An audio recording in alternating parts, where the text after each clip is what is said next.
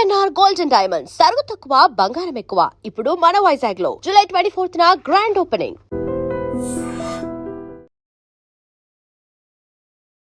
ఉప్పల్లో TRS అధ్యక్షురాలు కవిత మీద ఏదైతే పోలీసులు జులుం ప్రదర్శించారో, బలవంతంగా లాక్కెళ్లి ఈడ్చుకెళ్లి పోలీసు వాహనం ఎక్కించడాన్ని నిరసిస్తూ ఈరోజు కవిత ఇంటి దగ్గర పెద్ద ఎత్తున టీఆర్ఎస్ పార్టీకి సంబంధించిన నాయకులు, కార్యకర్తలు అందరూ కూడా వస్తూ ఉన్నారు. మహిళా నాయకురాలు మనోజ గారు ఉన్నారు, మాట్లాడదాం. మనోజ్ గారు, ఏంటి వాళ్ళ చాలా పెద్ద సంఖ్యలో ఇంటి దగ్గరకు వచ్చారు, ఏం జరుగుతుంది ఇక్కడ?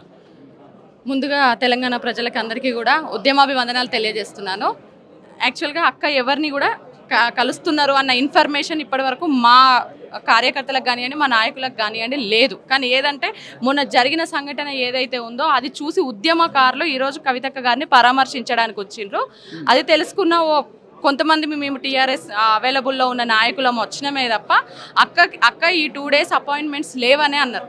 అయినప్పటికీ కూడా ఉద్యమకారులు ఎవరైతే ఉన్నారో, ఉద్యమ జేఏసీ సంఘాలు ఎవరైతే ఉన్నారో, మొన్న కవితక్క గారి మీద ఏదైతే పోలీసులు ప్రవర్తించిన తీరు చూసి యావత్ తెలంగాణనే కాదు ఈరోజు ప్రపంచం మొత్తం కూడా సిగ్గుపడుతుంది. ఈరోజు వాళ్ళు ఏదైతే పోలీసుల చర్యలకి, అంటే ఒక మహిళ ఎవరైనా మహిళ, ఆ మహిళలు అందులో కవితక్క గారు మాజీ ఎంపీ, మాజీ ఎమ్మెల్సీ, ఉత్తమ పార్లమెంటరియన్, అలాగే ఒక ఉద్యమ నాయకురాలు, గత 20 సంవత్సరాలుగా కూడా ఈ ప్రజాక్షేత్రంలో ప్రజల కోసం పనిచేస్తున్న నాయకురాలు. అట్లాంటి ఆమెని తీసుకెళ్లే పద్ధతి ఏదైతే ఉందో పోలీసులు ఖచ్చితంగా చెప్పాలంటే కవితక్క గారిని హత్యాయత్నం చేసిందనే మేము భావిస్తున్నాము. 2 సార్లు రాళ్ల మీద పడేసిండ్రు. తలకేమన్నా గాయం జరుగుంటే ఏముంటుంది, అక్కకు మొత్తం చేతులకు కానివ్వండి, కాళ్ళకు కానివ్వండి చాలా గాయాలైనాయి. డోర్ తీసే క్రమంలో కూడా ఇన్నోవా డోర్ ఆల్రెడీ ఓపెన్ ఉన్నదాన్ని కూడా తీసే క్రమంలో కూడా అక్కగాని గాయపరిచిండ్రు. కవితక్క గారిని మొత్తం అసలు ఇప్పటి వరకు ఉద్యమంలో కూడా తెలంగాణ కోసం ఉమ్మడి రాష్ట్రంలో మేము ఉద్యమం చేసినప్పుడు కూడా అప్పుడున్న ప్రభుత్వంలో ఉన్న పోలీసు యంత్రాంగం కూడా ఇట్లా ప్రవర్తించలేదు. నిన్న ఆ విధంగా మేమేం అడిగినాం, గత 4 రోజుల కిందటనే మేము మా పోస్టర్ రిలీజ్ చేసినాము, ఉద్యమకారుల కోసం మేము ఉప్పల్ బాగాయత్లో భూ పోరాటం చేయాలి అనుకుంటున్నాం అని చెప్పి ఎక్కడికక్కడ ఉద్యమకారులను వీళ్ళు జిల్లాల వారీగా అరెస్ట్ చేసిండ్రు, ఉద్యమ నాయకులను అరెస్ట్ చేసిండ్రు, అట్లనే మా టీఆర్ఎస్ కార్యకర్తల నాయకులను అరెస్ట్ చేసిండ్రు. అయినా అన్నిటిని ఛేదించుకొని ఆ స్థలానికి మేము చేరుకుంటే కవితక్క గారు రాకముందే 200-300 మందిని వ్యాన్లలో ఎక్కించుకొని, అసలు ఒక ప్రజాస్వామ్యంలో మేము ఎందుకు వచ్చినాం? యాక్చువల్గా పోలీసులు అనుమతి లేదని చెప్పినా సరే కావాలని వేరే ప్లేస్కి కార్యకర్తలందరినీ తరలించి కావాలని ఒక ఘర్షణ టీఆర్ఎస్ పార్టీ క్రియేట్ చేసిందని చెప్తా ఉన్నారు. అసలు పోలీసులు మేము ఏదైతే గవర్నమెంట్ ప్లేస్ ఎంచుకున్నామో అక్కడికి అక్క రాకముందే ఒక 500 మంది మేము చేరుకొని మేము ఏర్పాట్లు ఏవైతే బొడ్రాయి బోనము ఏర్పాట్లు చేసుకుంటున్నామో పోలీసులు రావడమే పర్మిషన్ లేదని కానీ మాతోని ఏ మాట కూడా మాట్లాడకుండా డైరెక్ట్గా మా మహిళా నాయకురాలు ఎవరైతే ఉన్నారో వాళ్ళని లాక్కొని వెళ్ళి వ్యాన్లలో ఎక్కించారు. వాళ్ళు ప్రీ ప్లాన్డ్గానే వాళ్ళు తెలుసుకున్న తర్వాతనే దాదాపుగా అక్కడ 5 నుండి 10 DCM వ్యాన్లు పెట్టుకున్నారు. అంటే వాళ్ళు ఒకవేళ మమ్మల్ని అడగడానికి వచ్చుంటే, మాకు పర్మిషన్ లేదు అని చెప్పడానికి వచ్చుంటే వాళ్ళు ఎట్లా వ్యాన్లు తీసుకొని వచ్చి CA మొత్తం ఎట్లా ఇష్టానుసారంగా కూడా లాక్కొని వెళ్ళి వేసిండ్రు. అయినా మేము అక్కడ ఇక్కడ దాక్కొని కవితక్క గారు వస్తున్నారు అని తెలుసుకొని కొంతమంది మేము ఏమైతే ఉన్నామో కవితక్క గారితో మళ్ళీ 500 మంది రావడం జరిగింది. అందులో ఉద్యమకారులు కూడా ఉన్నారు. ఆ ఉప్పల్ బాగాయత్ నేల మీద ఏదైతే ఆ గవర్నమెంట్ ఆ నేల మీద ఉద్యమకారుల రక్తం చెందింది. ఆ రోజు ఈ ఉద్యమకారులు మేము తెలంగాణ రాష్ట్రం కోసం కొట్లాడినాం. ఈ రోజు మా హక్కుల కోసం, మా క్షేమం కోసం, మాకు కావాల్సిన వాటి కోసం తెలంగాణ రాష్ట్రం సాధించుకున్న తర్వాత మేము కొట్లాడినా కూడా దాని మీద కూడా మమ్మల్ని ఇష్టానుసారంగా ఒక మహిళని ముట్టుకునేటప్పుడు, మహిళని అరెస్ట్ చేసేటప్పుడు కనీసం మహిళా పోలీసులు కాకుండా ఇష్టానుసారంగా అక్కడ ఉన్న మగవాళ్ళు ఎవరైతే ఉన్నారో పోలీసులు వాళ్ళే మమ్మల్ని ఇష్టానుసారంగా లాగేయడము, పడేయడము, మా చేతులు పట్టుకొని ఎక్కడికక్కడ కూడా మాకు అన్నీ కూడా మొత్తం దెబ్బలు, మొత్తం రక్తం చిందేలాగా చేసిరు వాళ్ళు. అసలు కవితక్క గారు వచ్చి 10 నిమిషాలు అయింది. బొడ్రాయికి కొబ్బరికాయ కొట్టి బోనం సమర్పించింది, అంతే. ఆటోమేటిక్గా అది కూడా చాలా పెద్ద ఘర్షణ వాతావరణంలో ఇమీడియట్గా లిఫ్ట్ చేసిర్రు. అంటే అడిగిన అసలు వాళ్ళు, అక్క ఒక 10 నిమిషాలు టైం ఇవ్వండి, ఉద్యమకారులతో మాట్లాడతా అని కవితక్క గారు అన్నారు. 10 నిమిషాలు కాదు కదా, మీ మీడియా అంతా కూడా ఉంది, మీడియాతో మాట్లాడే అవకాశం ఇచ్చిండ్రా? అసలు మేము ఎందుకు వచ్చినామని చెప్పే అవకాశం ఇచ్చిండ్రా?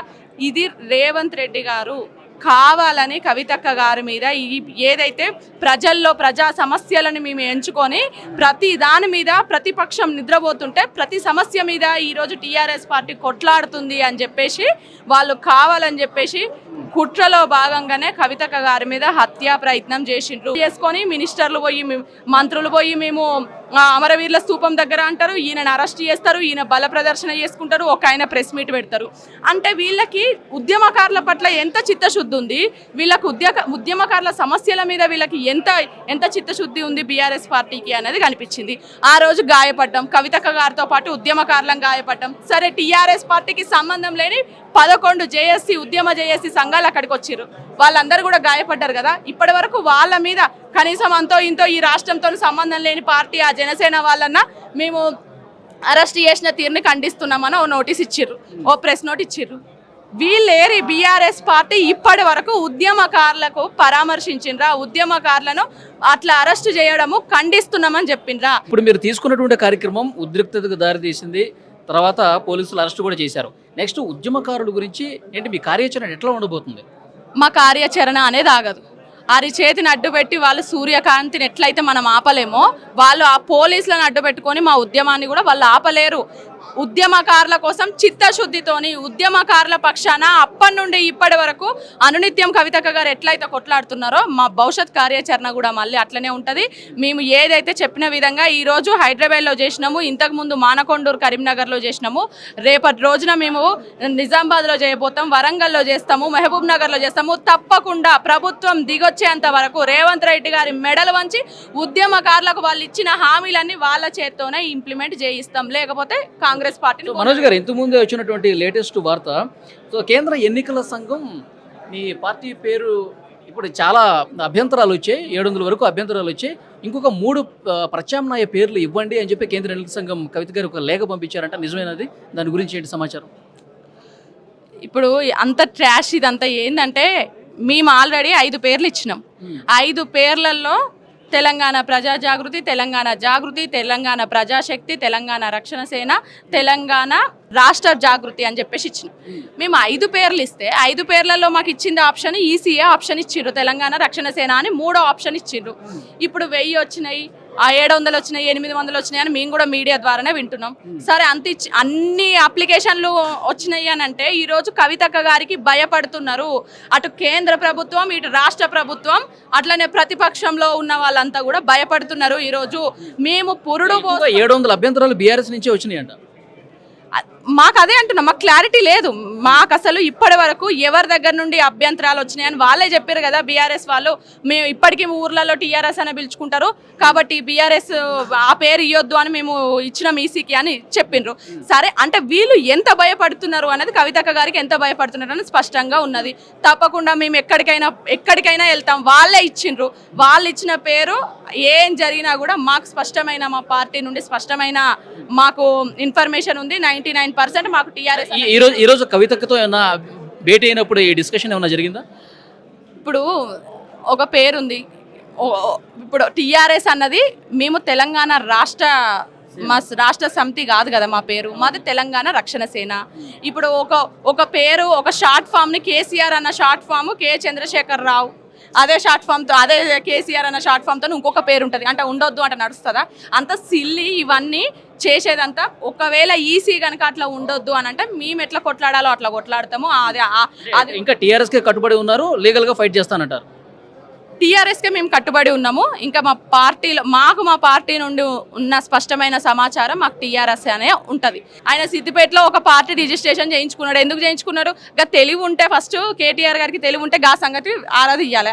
అది పక్కన పెట్టేసి సొంత చెల్లె మీద ఏదో మేము మా మీద పడేడుస్తున్నారు, టీఆర్ఎస్ మా పార్టీ మీద పడేడుస్తున్నారు, కవితక్క గారి మీద పడేడుస్తున్నారు. కానీ సిద్దిపేటలో ఆల్రెడీ అప్పుడే రిజిస్ట్రేషన్ చేయించుకున్నాడు కదా, అది అందరికీ తెలిసిన విషయమే కదా. నేను సిద్దిపేట ప్రజలు చెప్తారు. మరి హరీష్ రావు ఏం రిజిస్టర్ చేసుకున్నారు? ఏ పేరు రిజిస్టర్ చేసుకున్నారు? తెలంగాణ సంథింగ్ TRSDO సంథింగ్ ఏదో రిజిస్ట్రేషన్ చేయించుకున్నానని ఈ అక్కడున్న సిద్దిపేట ప్రజలే అంటారు. ఇదే సోషల్ మీడియాలో బతుకుదామా అని చూస్తాడే తప్ప మరి నా వెనకాల గోతులు తవ్వుతురుగా గోతుల గురించి ఆలోచించాడు. కానీ మేము స్పష్టంగా మేము తెలంగాణ ప్రజల కోసం, ఉద్యమకారుల కోసం, ఈ నిరుద్యోగుల కోసం, మహిళల కోసం ఒక మహిళా నాయకత్వం ఉండాలి అని చెప్పేసి కవితక్క గారు పార్టీ ఎట్లయితే పెట్టినరో రానున్న రోజుల్లో తప్పకుండా ఈ రాష్ట్రానికి తొలి మహిళా ముఖ్యమంత్రి కవితక్క గారు అవుతారు. అది అక్కగారిని ముఖ్యమంత్రిని చేసుకునేంత వరకు కూడా మేము మహిళలము అక్కగారి వెనకాల ఉండి, ఉద్యమకారులము అక్కగారి వెనకాల ఉండి మా హక్కులను సాధించుకుంటాం, ఆమెను సీఎం చేస్తాం. ఇప్పుడు ఇంతమంది వచ్చారు సంఘీభావం తెలపడానికి, అక్క ఏమన్నా దీని గురించి క్లారిటీ ఏమైనా ఇచ్చే అవకాశం ఉందా ఇప్పుడు ఈ మీటింగ్లో? అందరు వచ్చింది కూడా మొన్న అక్కగారి మీద ఏదైతే పోలీసులు ఎంత అమానుషంగా, ఒక అమానవీయంగా, సభ్య సమాజం సిగ్గుపడే విధంగా కవితక్క గారిని అరెస్టు చేసిండ్రో, మా నాయకులని, మా మహిళా నాయకురాలని ఎట్లయితే గాయపరిచిండ్రో దానికి పరామర్శించడానికి, సంఘీభావం తెలపడానికే వీళ్ళంతా వచ్చిర్రు. సో అక్క భవిష్యత్ కార్యాచరణ కూడా వాళ్ళతో చర్చిస్తారు. ఉద్యమకారులు పెట్టిన భూ పోరాటానికి మద్దతుగా మేము వెళ్ళినాం. ఉద్యమకారులు వాళ్ళ కోసము, వాళ్ళ హక్కుల కోసము, మాకు ఇంకా అన్యాయం జరుగుతుంది, 3 సంవత్సరాలు గడిచినా కూడా మాకు చేస్తలేరు అని అక్క దగ్గరకు వచ్చిన రోజు భూ పోరాటానికి రావాలి అన్నప్పుడు అక్కగారు మద్దతుగా వెళ్ళిండ్రు. మరి అక్కగారి మీద వాళ్ళు చేసిన చర్యలు ఏవైతే ఉన్నాయో వాటికి ఈరోజు అక్కగారిని పరామర్శించడానికి వచ్చిర్రు. భవిష్యత్ కార్యాచరణ కూడా తప్పకుండా చెప్తారు. డెఫినెట్గా ఎవరు ఎన్ని కుట్రలు చేసినా కూడా ప్రశ్నించే గొంతుగా ఉంటుంది ఈ తెలంగాణ రక్షణ సేన. కవితక్క గారు భయపడే ప్రసక్తే లేదు. టీఆర్ఎస్ అధ్యక్షురాలు కవిత పోలీసులు ఏదైతే జులుం ప్రదర్శించి అక్కడ బోడుపుల్లో ఒక ఉద్రిక్త పరిస్థితి కారణమయ్యారో దానికి నిరసనగా పెద్ద ఎత్తున ఆందోళన కూడా చేస్తున్నారు. సో కవిత గారికి సంఘీభావం తెలపడానికి చాలామంది వస్తున్నారు. కవిత ఇంటి దగ్గర ప్రస్తుతం మనం ఉన్నాం, మాట్లాడదాం. ఏం చెప్తారు సార్ మీరు? కవితక్కకి సానుభూతి గురించి మేము వచ్చినాము. ఎందుకంటే పోలీస్ ప్రవర్తన అది కరెక్ట్ కాదు, ప్రవర్తన చేసినారు అది కరెక్ట్ కాదని మేమేమో పోలీసులకి కూడా హెచ్చరిస్తున్నాము. ఇంకా గవర్నమెంట్ రేవంత్ రెడ్డికి కూడా హెచ్చరిస్తున్నాము. కవితక్క ఏం అడుగుతున్నారు, ఇప్పుడు ఈ స్థలం ఉన్నదని వాళ్ళకి ఇవ్వడానికి కవితక్క పోయింది అక్కడ. అయితే పోతే ఏమో నిరసన తెలపడానికి మాకు ఉన్నది, రైట్స్ ఉన్నది. ఎందుకంటే బాబాసాహెబ్ అంబేద్కర్ చెప్పిన సంవిధానం గురించి మేము కొట్లాడుతున్నాం. మా ప్రజలకి ఏం కావాలా మేము అడుగుతున్నాం.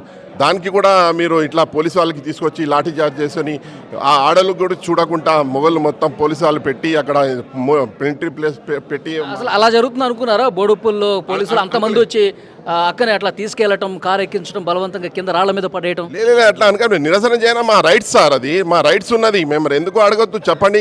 మీరు ఉద్యమకారులకి 250 గజాలు ఇస్తారని ప్రామిస్ చేయండి, ఏ రోజు ఇస్తారని డేట్ డిక్లేర్ చేయండి.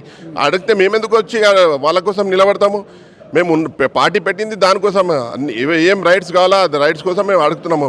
మీరు 6 గంటలు ఇస్తారని ఏమి ఇచ్చినారు ఇప్పుడు వరకు? ఇప్పుడు మీకు చెప్తాము మేము 2014లో మీటర్ ఆటో రేటర్ పెరిగింది. అప్పటి నుంచి ఇప్పటి వరకు ఏం చేయలేదు. కాంగ్రెస్ గవర్నమెంట్ వచ్చి ఏం చెప్పింది, మాకు ఏం హామీ ఇచ్చింది? రాహుల్ గాంధీ వచ్చి ఏం హామీ ఇచ్చిండు? నేను వస్తానే మీకు వెల్ఫేర్ బోర్డు చేస్తా అని చెప్పిండు. 12,000 సంవత్సరానికి ఇస్తా అన్నాడు. 3 సంవత్సరం అయ్యానికి వస్తుంది. 36,000 ప్రతి ఆటో డ్రైవర్కి బాకీ అయిపోయిండు రేవంత్ రెడ్డి. అయితే మా గురించి కూడా ఏం ఆలోచించలేడు. 12 సంవత్సరాల నుంచి మీటర్ రేట్ పెంచలే. మేము ఎట్లా బతకాలా చెప్పండి? 2014లో ఏం 11 రూపాయలు మీటర్ ఉండే, ఇప్పుడు కూడా అదే మీటర్తో నడిపిమంటే ఎట్లా నడిపిస్తారు, ఎట్లా ఇచ్చేస్తాం? దాని గురించి కూడా అక్క కొట్లాడుతుంది, పోరాడుతుంది. ఎన్నిసార్లు మినిస్టర్లతో మీటింగ్ అడిగింది, టైం అడిగింది. ఏ మినిస్టర్ మాట్లాడడానికి టైమే ఇస్తలేడు. దేని గురించి మీరు ప్రభుత్వంలో వచ్చినారు చెప్పండి మీరు? నెక్స్ట్ ఏం చేయబోతున్నారు మరి? నెక్స్ట్ ఇంకా చాలా ఘాటిగా ఉంటుంది. అక్క ఏం చెప్తే దాని గురించి మేము కొట్లాడడానికి రెడీ ఉన్నాం.